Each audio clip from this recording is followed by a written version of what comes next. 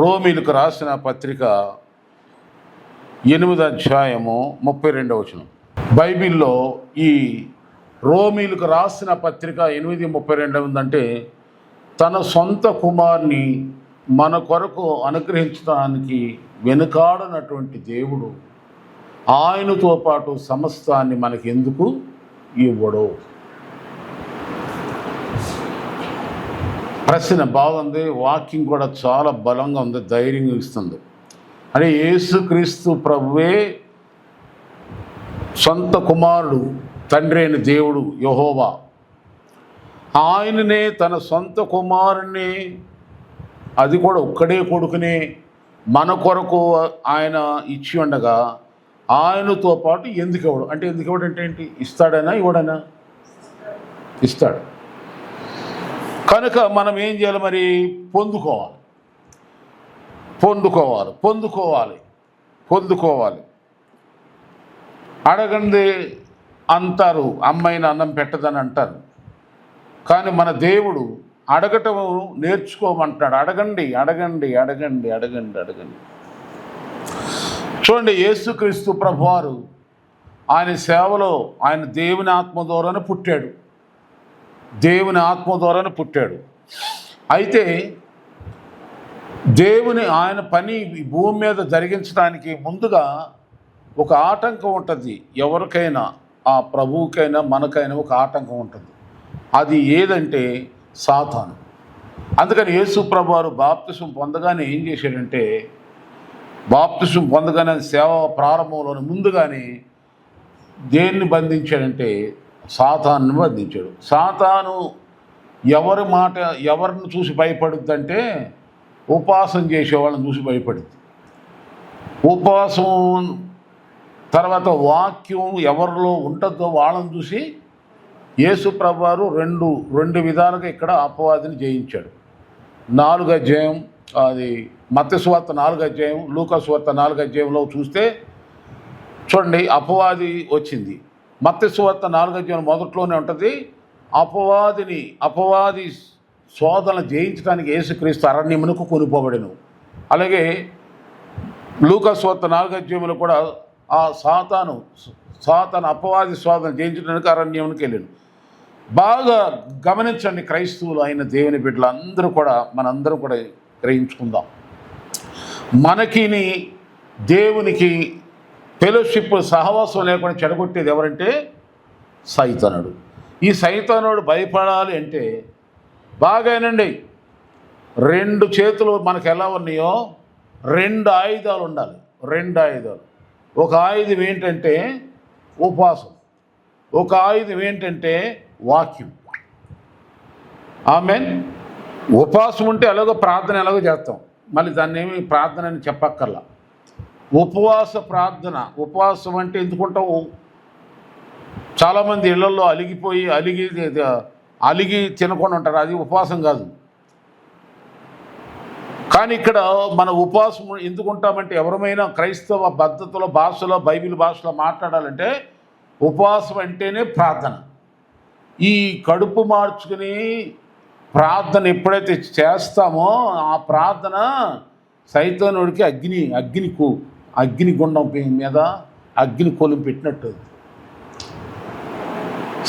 యేసుక్రీస్తు ప్రభువు ఉపవాసం ఉన్నాడు. అలాగే ఉపవాసం ఉన్నప్పుడు ఆయన ఆకలి కొన్నప్పుడు అపవాది వచ్చింది. అవును, మనం ఎప్పుడైతే ఆకలితో ఉంటామో అప్పుడే సైతానుడు మన దగ్గరికి వచ్చాడు. తినమని రాళ్ళు చూపిస్తున్నాడు. ఒకవేళ నిజంగా వాడికి ప్రేమే ఉంటే, నిజంగా యేసుప్రభు మీద నిజంగా గౌరవం ఉంటే, వాడిని రియల్గా నిజమైన రొట్టెలే తీసుకొచ్చి యేసుప్రభుకి ఇవ్వచ్చుగా. కానీ ఏమంటున్నాడు? రొట్టెలు తినమంటే పర్లేదు, రాళ్ళే రొట్టెలు. అంత కర్మే వచ్చింది. అలాగే మనల్ని ఏమంటాడంటే దెయ్యము, ప్రార్థన ఎందుకు? అందరూ ఇది అవ్వట్లేదా? నీవే చేయాలా ప్రార్థన, నీవే ఉండాలి ఉపవాసం అన్నట్టుగా ఏం చేస్తాడంటే, రాయి అంటే కఠినమైన స్వభావం. ఏంటండి?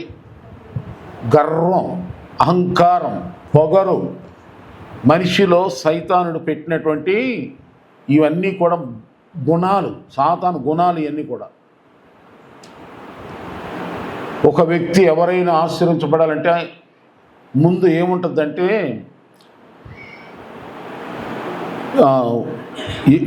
ఏముంటుందంటే లోబడేతనము ఉంటుంది, వినయం ఉంటుంది. వినయం వినయం వినయం ఒక వ్యక్తి అభివృద్ధి చెందటానికి కారణం ఆ వినయమే, ఆ విధేయతే. కానీ అపవాది దేవునికి లోబడనివ్వడు, దేవునితో సావాసం చేయనివ్వడు, దేవుని దగ్గరికి వెళ్ళనివ్వడు. దైవజనుడు చెప్పే మాటలని అవి ఏవో గిట్టని మాటలకు తీసుకోమంటాడు, కోపం వచ్చేలాగా ఫీల్ అవుతారు. దైవజనుడు మాట ఎవరైతే తేనెలాగా తీసుకుంటారో వాళ్ళే నిజమైన విశ్వాసం. అంటే మేము చెప్పే మాట దేవుని మాటలా లేకపోతే మా సొంత మాట చెప్తున్నామా?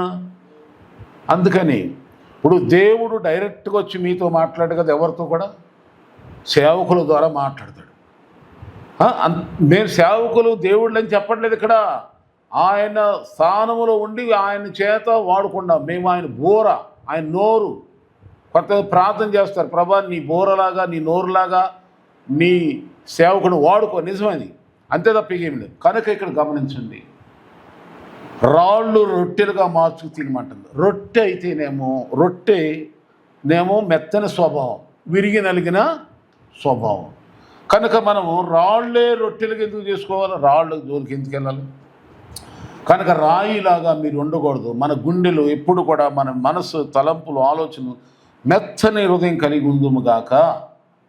దేవుడు అంటే అహంకారులు ఎదిరిస్తాడు, దీనులకు కృప చూపిస్తాడు. అహంకారుల్ని ఎదిరిస్తాడు, అహంకారులని లెక్క చేయడు. కనుక ఈ సమయంలో మనం తెలుసుకోవాల్సిన సత్యం ఏంటంటే, ఆయన కుమారుడైన యేసుక్రీస్తుని మనకు అనుగ్రహించి ఉండగా ఆయనతో పాటు సమస్తాన్ని ఎందుకు మనకు ఇవ్వడు? ఇప్పుడు మన ప్రార్థన ఏమై ఉండాలంటే ఒక లిస్టు రాసుకోవాలి. ప్రభా, 1 కోటి రూపాయలు ఇల్లు నాకు కావాలి. ఈ 1 కోటి రూపాయలు యేసుక్రీస్తు రక్తం కంటే విలువైందా? ఇది తపన.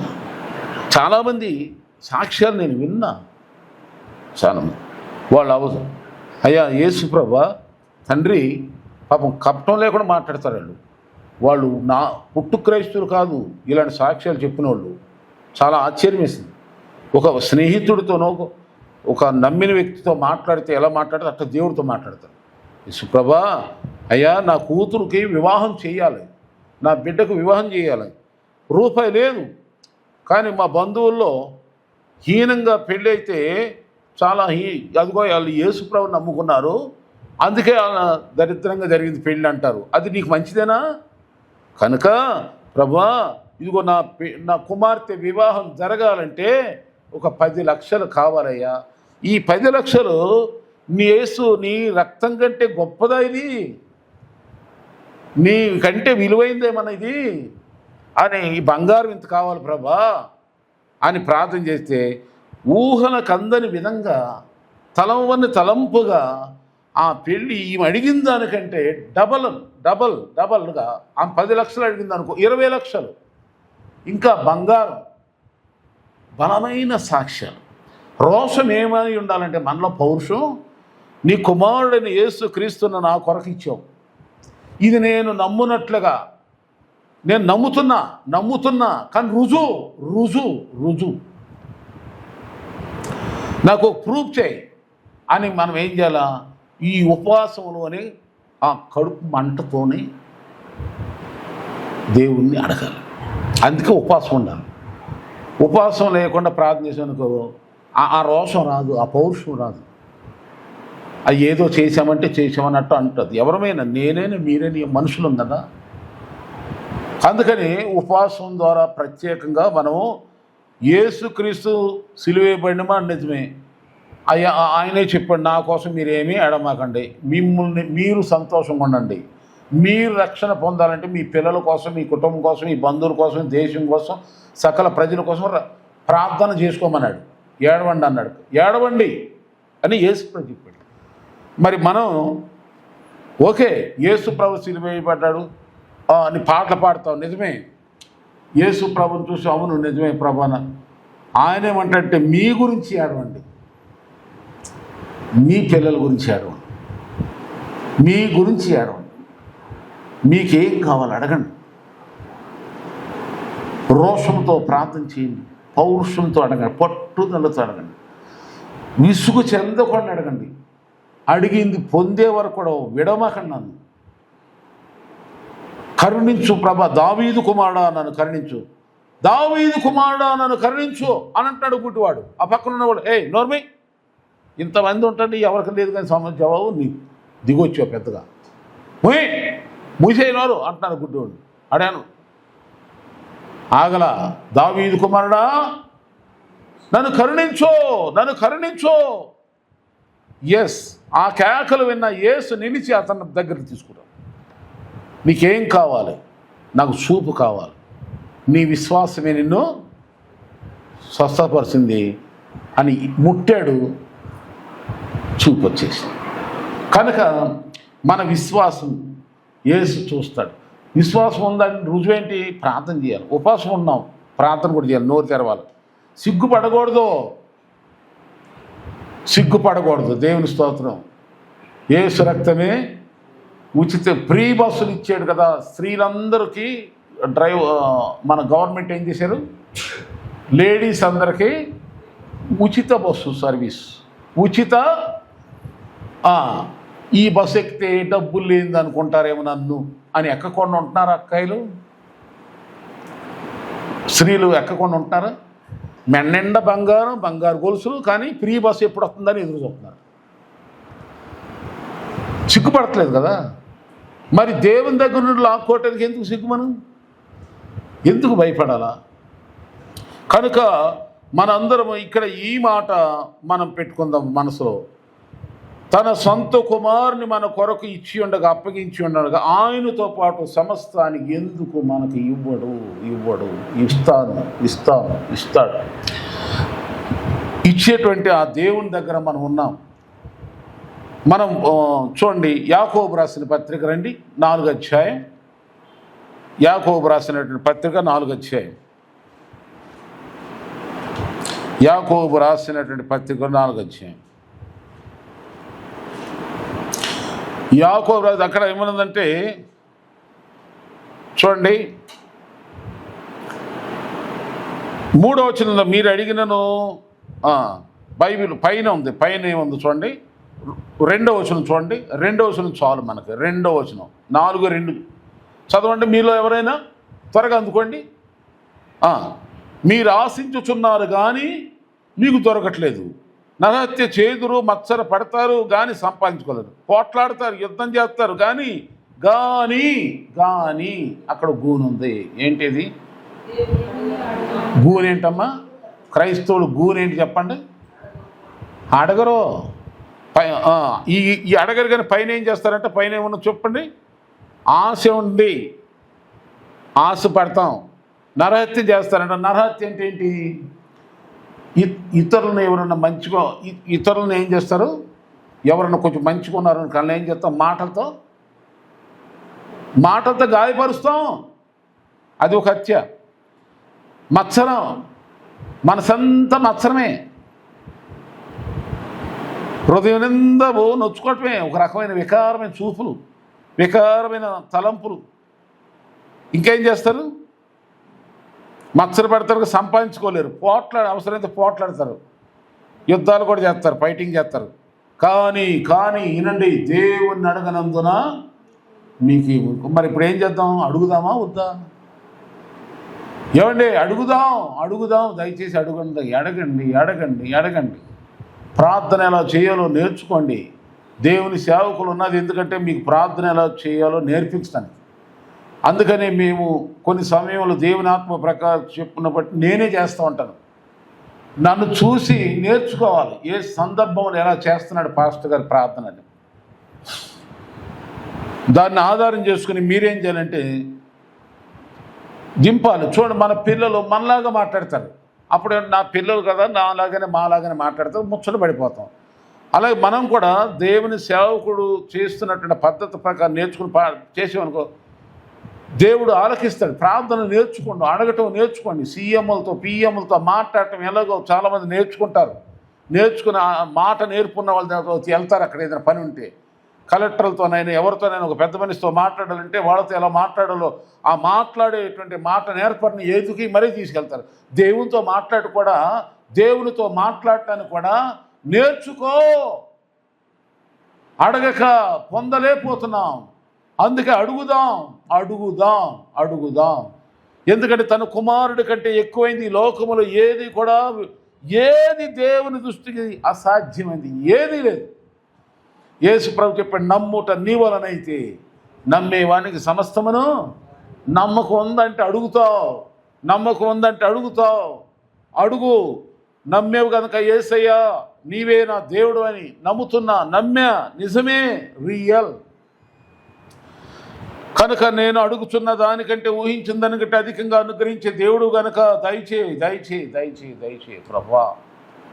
ఇదే ధ్యానం, ఇదే యావగేషను, ఇదే తలంపులతో ఆలోచనలతో మనము గడుపుతూ ఉంటే త్వరలోనే దేవుడు జవాబిస్తాడు. ఆమేన్. మన దేవుడు రూపమేది ఉండదు. ప్రార్థనకు జవాబు ఇవ్వటమే దేవుడు ఉన్నాడని రుజువు. విన్నారా? యేసు ప్రభు మన ఇంట్లో పెద్ద బొమ్మ ఏం పెట్టుకోలేదు. మనం చర్చిలో కూడా ఎక్కడ ఉండదు. మనం ఎక్కడ శరీరం కూడా ఎక్కడ ధరించాం. కానీ ఆయన ఉన్నాడని రుజువు ఏంటంటే ఈ వాక్య ప్రకారం మనం ఏమైతే అడుగుతున్నామో అది పొందుకుంటామే. ఉన్నాడు. అందుకే మీ అందరికీ నేను చెప్పేది ఏంటంటే ఈ ప్రార్థనలో ఒక్కొక్కరు మీ అవసరతలను రాసి తీసుకురండి, నాకు కూడా ఇవ్వండి. ఎందుకు జరగదో చూద్దాం. ఎందుకు ఇవ్వడో ప్రభు. నేనంట్లా బైబిల్ ఇప్పుడు విన్నాం. ఏమంటున్నాడు? తన సొంత కుమారుని ఇవ్వటానికి ఎనితీయని దేవుడు ఆయనతో పాటు సమస్తమనందా కొన్ని అనుందా? సమస్తమును ధారాళముగా మనుషులారా, విశ్వాసులారా, క్రైస్తవులారా, మొదటి తిమోతి పత్రిక 5 మీరు చదువుకుంటా వెళ్తే ఆరోగ్యములు ఉంటుంది. ఆరోగ్యం లాస్ట్లో మనకు సుఖంగా బతకటానికి సమస్తమును ధారాళంగా దయచేసి దేవుని ఎందే నమ్మకం ఉంచాలంట. ఎవరి చాలామంది సొంత ప్రయత్నాలు చేసుకొని చిట్టి ఎత్తనాలే ఇవన్నీ ఎన్ని ఎగిరిపోతాయి దెబ్బకి. మా డబ్బులు అక్కడ ఇవన్నీ ఏదో కొంచెం చిన్న పోగులు వేసుకుంటారు. ఆ పోగులన్నీ ఒక దెబ్బకి ఏదైనా వచ్చిందని మొత్తం ఎగిరిపోతాయి. కరోనా తెగిలి వచ్చినప్పుడు చాలామంది దాచుకున్నారంట డబ్బులు, బంగారం దాచుకున్నారు, ఇది దాచుకున్నారు, ఎన్ని దాచుకుని అన్ని తగలబెట్టినా కానీ కరోనా తగ్గకుండా చచ్చిపోయిన వాళ్ళు ఉన్నారు చాలామంది. కనుక ఆంటి మీద కాదు, సమస్తమును ధారాళంగా దయచేయు దేవుని మీదే నమ్మకం ఉంచాలి. ఆమేన్. నమ్ముతున్నారా? ఈరోజు నా దగ్గర ఏమీ లేవు, డబ్బులు లేవు, నా దగ్గర ఏం లేవు, కానీ నేను దేవుని నమ్ముతున్నా. ఈ రోజున నన్ను దేవుడు ఇంత డబ్బుతో నన్ను ఆశ్రయించబోతున్నాడు, ఇంత డబ్బును ఇవ్వగలుగుతున్నాడు, ఇస్తున్నాడు. ఆమేన్. ఇచ్చి తీరుతున్నాడు. నేనే సాక్షిని, నేను సాక్షిని. మీరెంత చెప్పకూడదు ఇలాంటి సాక్ష్యాలు? నాకు తెల్లారికి ఏదైనా సరే అవసరం ఉందా? ఈ రాత్రి అడుగుతా. తెల్లారేసరికి ఇప్పుడు నేడు జరుగుతున్న నా జీవితంలో జరుగుతున్న అనుభవాన్ని మీకు చెబుతున్నా. అది ఎంతైనా సరే నాకు వచ్చి కూర్చోవాలి అక్కడ అంటాను. ఎలా వస్తున్నాయో తెలియదు.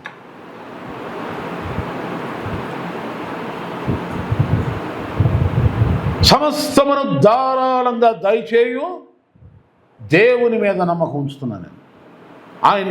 ఆయన ఇవ్వగలడని నమ్మకం నాకు ఉంది కనుక నేను అడుగుతున్నా. మరి మీకుందా? ఉంటే మరి అడుగుతారా? పొందే మరి సాక్ష్యాలు చెప్పండి. మరి దేవుణ్ణి నేను అడిగానంటే అసాధ్యమైనది ఆ కార్యం, అది అసలు సాధ్యం కాంది కానీ సాధ్యమైంది. ఇలాంటి సాక్ష్యాలు చెప్పి దేవుని మహింపరచాలి. సైతాన్ తన చెత్త కొట్టాలి. మీరు దేవుని బిడ్డలు అంటే రోషం, కసి ఉండాలి. ఆ కసి, రోషం, పౌరుషం ప్రార్థనలో చూపించి ఉపవాసం ద్వారా దేవుని దగ్గర పెట్టి ఆ అడిగిన దాన్ని పొందుకొని నేను పొందాను. దేవుడు యేసు నిజ దేవుడు. ఆమేన్. యేసు సజీవుడు, స్వస్థపరిచాడు. ఇదిగో ఈ అప్పులన్నీ తొలగించేశాడు, ఈ సమస్యల నుండి విడిపించేశాడు, ఈ శోధనను తప్పించాడు. ఇదిగో నాకు జయాన్ని ఇచ్చాడు. ధైర్యంగా చెప్పగలవు. ఎప్పుడు చెప్పగలంటే నీలో నాలో కసితో అడిగే హృదయం మనకు వచ్చిన పౌరుషంతో అడగాలి. ఆయన మన దేవుడు, మన తండ్రి. ఆయన ఇవ్వకపోతే ఎవరు ఇవ్వగలరు? ఆయన స్వస్థపరచకపోతే ఎవరు స్వస్థపరుస్తారు? ఆయన దీవించకపోతే ఎవరు దీవిస్తారు? ప్రభా నన్ను ఆశీర్వదించే వరకు నేను నిన్ను విడవను. యాకోబు యేసు దేవుని పట్టుకున్నాను. అప్పుడు దేవుడు, నేను నిన్ను ఆశ్రయిస్తాలే, నన్ను విడిచిపెట్టు. నేను అంటే లేదు, ఆశ్చర్యించే వరకు నేను నిన్ను విడిచిపెట్టను. ఆమేన్. కనుక ఇటువంటి మనకు అలాంటి రోషం మనకు అందరికీ వచ్చునుగాక. దేవుడే నన్ను స్వస్థపరచువాడు, దేవుడే నన్ను బలపరచువాడు. అందుకే పౌలు గారు, ఆ అపోస్తలుడైన పౌలు గారు తన జీవితంలో అనేక పోరాటాలు. అప్పుడు ఆయన అంటాడు, నన్ను బలపరిచే దేవుడు నాతో ఉంటే నేను సమస్తమును చెయ్యగలను. ఆమె సమస్తమును చేయగలను. దేవుడు నిన్ను బలపరచును గాక.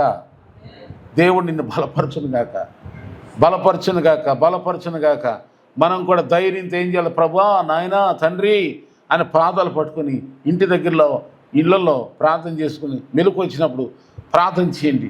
ఏ సమయంలో దేవుని దగ్గర కన్నీరు కార్చండి, దేవుని దగ్గర సిగ్గు విడిచి ప్రార్థన చేయండి.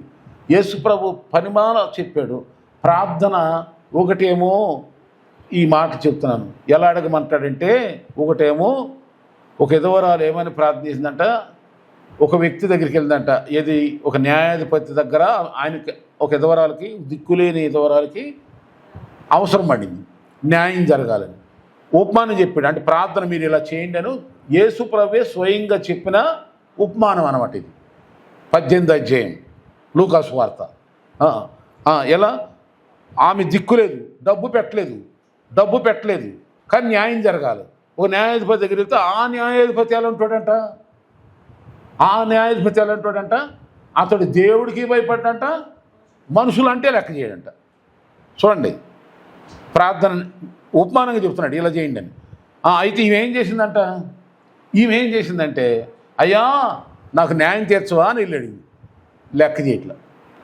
మళ్ళీ వెళ్ళింది అసలు. మళ్ళీ వెళ్ళాడు, అయ్యా న్యాయం. ఒక్కోసారి మన వాళ్ళంతా సమ్మెలు దీక్షలు చేస్తూ ఉంటారు ఇక్కడ. ఒక్కోసారి గందరగోళాలు చదువుతారు. వీ వాంట్ ఏదో అంటారు, వీ వాంట్ జడ్జిమెంటా,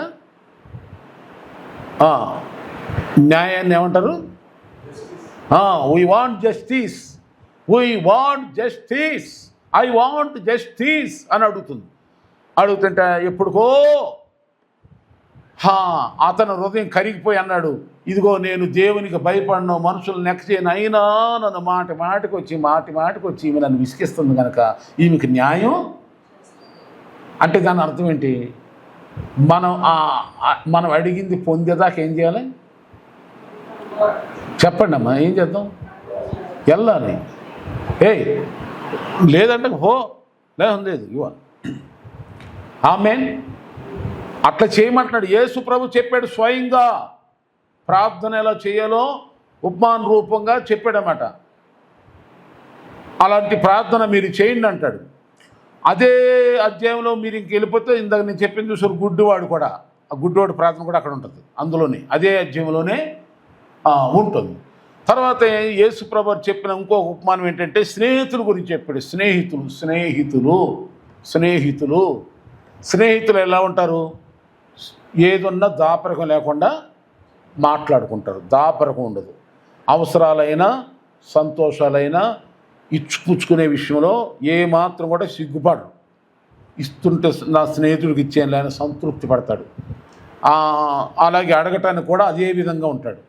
అలాగే యేసు ప్రభువు అది కూడా ఉపమానం చెప్పాడు.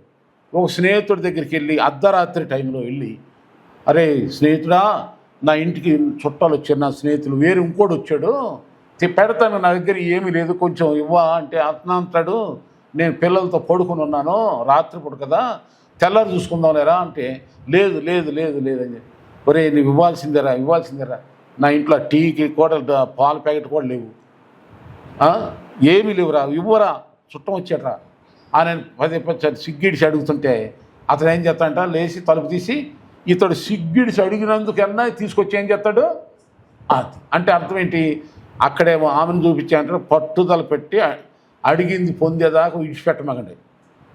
ఇక్కడేమనంటే సిగ్గిడి చేయమంటాడు ప్రార్థనలో ఏమిటి చేయాలి, సిగ్గిడి చేయాలి.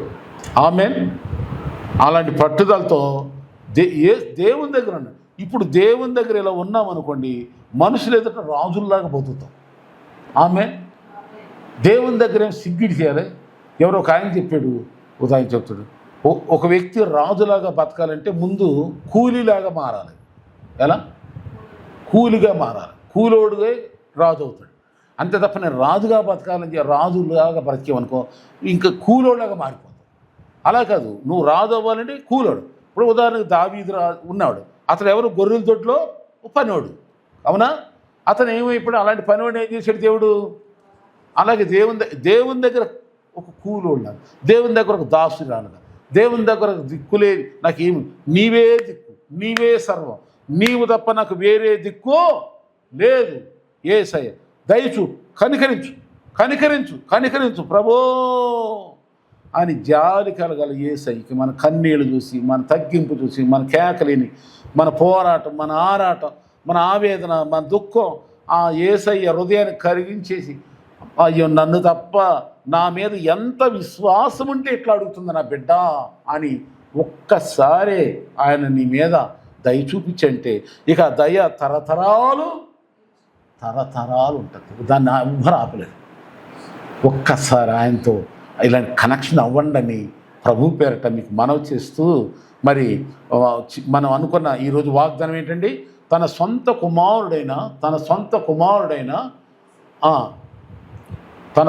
కుమారుడైన యేసుక్రీస్తు ప్రభుని మన కొరకు ఇవ్వటానికి వెనతీయనటువంటి ఆయనతో పాటు సమస్తమును మనకి ఎందుకు ఇవ్వడు. ఇస్తావునైనా ఈ మాట పట్టుకుని పోరాడండి, వేలండి, ఫైట్ చేద్దాం. దేవుడు తగిన విధంగా నిన్ను, నన్ను, మనందరినీ ఆశీర్వదించునుగాక.